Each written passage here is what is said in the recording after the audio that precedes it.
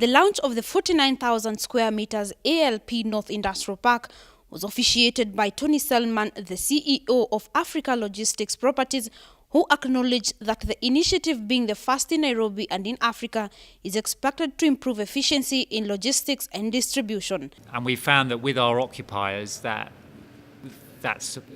sort of supported what they want. In terms of location. Generally, we're seeing more and more people wanting to move away from Mombasa Road because the traffic is just so difficult. I was trying to get down it yesterday and I just sat there, not moving for an hour. And also the go downs themselves. It's very difficult to get larger space like this because we divide it up, and they don't get that flexibility. As you saw when you drove up the roads, when you turned into Tatu, we've spent a lot of money to try and put in really good quality roads, and so that the distribution and the trucks and the logistics works effectively.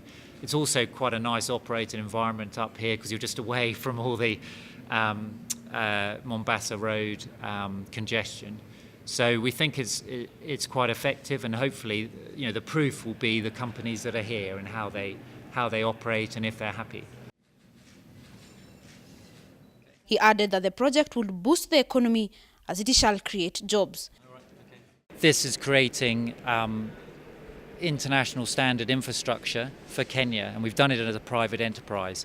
And so we think that's having a really strong impact on the development side in Kenya to help boost the economy. When we were building it, we created about 500 jobs, and now the companies who are moving here will also be able to benefit from more efficient space and to grow their businesses and just create further employment. He further emphasized the need for private and public sector partnerships in order to achieve the sustainable development goals. I think for projects like this, because this was a $40 million investment, the whole park. So it's very important to have those public-private partnerships.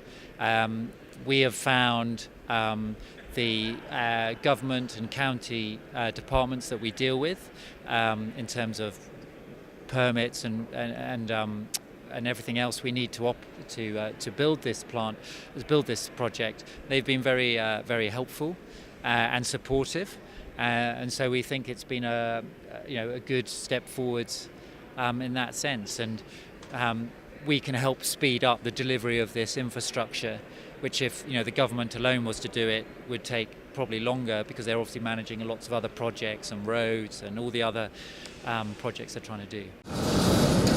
Also in attendance was James Nyanumba, the managing director at AWS, an organization that provides warehousing solutions, who spoke on the need to provide room for automation in storage and warehousing, which in turn improves efficiency and thus supports the realization of development goals.